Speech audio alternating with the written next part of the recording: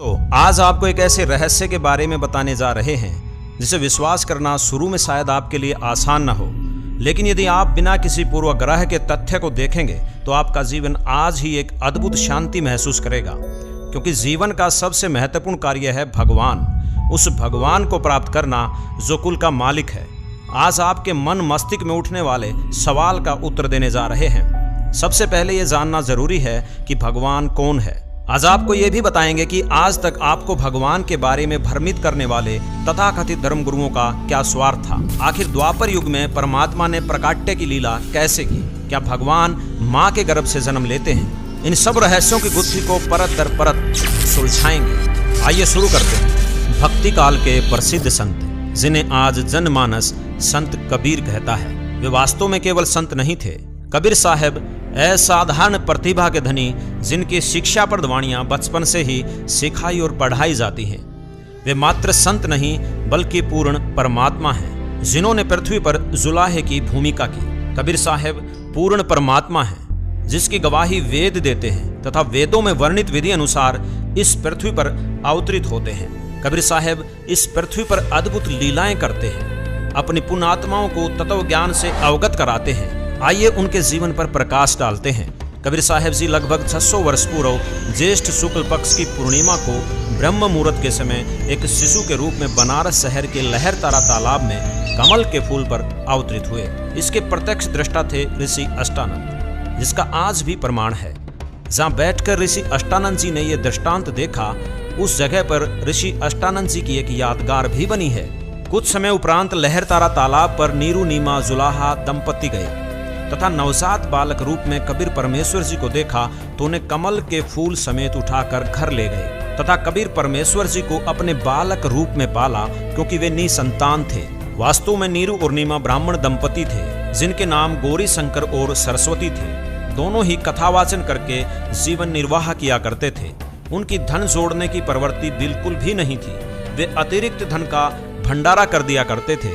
इसी कारण से अन्य ब्राह्मण उनसे ईर्ष्या करने लगे। इसका फायदा मुस्लिम समुदाय ने उठाया और उनका जबरदस्ती धर्म परिवर्तन करके नाम भी बदल दिए। नीरू नीमा ने ही कलयुग में कबीर साहब जी की परवरिश की तथा कबीर साहब जी के मुंह बोले माता पिता कहलाए। नीरू और नीमा द्वापर युग में सुपत सुदर्शन जी के माता पिता थे। इन्होंने कबीर साहब की बात को उस समय स्वीकार नहीं किया था। अंत में सुदर्शन जी ने करुणामय रूप में आए कबीर साहब से प्रार्थना की कि मेरे माता पिता यदि किसी जन्म में कभी मनुष्य जीवन प्राप्त करें तो इनको संभालना प्रभु। कबीर साहब ने कहा, चिंता न कर, अब तू अपने माता पिता के चक्कर में यहाँ उलझ जाएगा, समय आने दे, उनको भी संभाल लूंगा। कबीर साहब जी ने भी स्वयं अपनी वाणियों में यह स्पष्ट किया कि उनके कोई माता पिता नहीं थे, न ही उन्होंने माँ के गर्भ से जन्म लिया तथा वे अजर अमर अर्थात अविनाशी हैं। कबीर साहब जी कहते हैं, ना मेरा जन्म ना गर्भ बसेरा, बालक बन दिखलाया, काशी नगर जल कमल पर डेरा, वहाँ जुलाहे ने पाया, मात पिता मेरे कछु नाही, ना मेरे घर दासी, जुल्हे का सुति आन कहाया, जगत करे मेरी हांसी।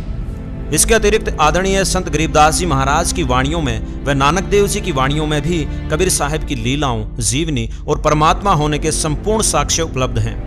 कुछ लोगों का मानना है कि कबीर साहब जी की पत्नी भी थी जिनका नाम लोई था, जिसका जिक्र कबीर जी की वाणियों में है, लेकिन यह मात्र एक भ्रमणा है। संतों की वाणियों में लोई शब्द स्त्री के लिए प्रयोग होता है। जैसे आदरणीय संत गरीबदास जी की संध्या आरती में एक वाणी है, दास गरीब कहे नर लोई, यो पद चिन्ह बिरला कोई, अर्थात अपनी वाणियों के माध्यम से नर पुरुष तथा लोई महिला के लिए संबोधित करते थे। कबीर परमेश्वर जी की वाणियों में भी लोई शब्द का प्रयोग स्त्रियों के लिए हुआ है। कबीर साहब की मुंह बोली 2 संतान थी, पुत्र कमाल और पुत्री कमाली, जिसे स्वयं कबीर साहब जी ने अपने आशीर्वाद से जीवित किया था। एक समय दिल्ली का राजा सिकंदर लोधी के धार्मिक गुरु शेख तकी ने कहा कि मैं तो कबीर साहब को तब खुदा मानूं जब मेरे सामने किसी मुर्दे को जीवित कर दे। तभी एक दरिया किनारे लगभग 12 वर्षीय लड़के का शव बहता हुआ जा रहा था। उसी समय कबीर साहब ने कहा कि हे जीवात्मा, जहां भी है कबीर हुक्म से इस शव में प्रवेश कर और बाहर आ जा।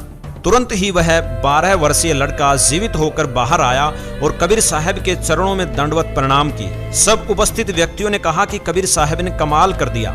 उस लड़के का नाम कमाल रख दिया। तथा कबीर साहब ने उसे अपने बच्चे के रूप में अपने साथ रखा। इसी प्रकार लगभग 13 वर्ष की कमाली, जो मुस्लिम धर्म के धार्मिक गुरु शेख तकी की बेटी थी, किसी कारणवश मृत्यु को प्राप्त हो चुकी थी। लगभग 15 दिन से ज्यादा कब्र में दबे हो चुके थे। शेख तकी ने कहा, यदि कबीर मेरी बेटी को जीवित कर दे, मैं तथा सर्व उपस्थित व्यक्ति भी इस कबीर की शरण में आ जाएंगे, अन्यथा इस काफिर को सजा दी जाए। कबीर साहब जी को पता था ये काफिर है, सत्य मार्ग स्वीकार नहीं करेगा। इस भ्रम को तोड़ने के लिए हजारों की संख्या में उपस्थित भक्त समाज के सामने कब्र फुड़वा तुड़वा कर उस शव को अपने आशीर्वाद देकर जीवित कर दिया। तब सभी उपस्थित व्यक्तियों ने कहा कि कबीर साहब ने कमाल कर दिया, कमाल कर दिया। कबीर साहब ने उस लड़की का नाम कमाली रख दिया। लड़की ने अपने पिता शेख तकी के साथ जाने से मना कर दिया, कहा कि मेरा इनसे इतना ही नाता था, इनसे तो मैं जा चुकी हूँ, अब मैं अपने परम पिता के साथ रहूंगी। कबीर साहब ने उस कमाली लड़की को अपनी बेटी रूप में रखा।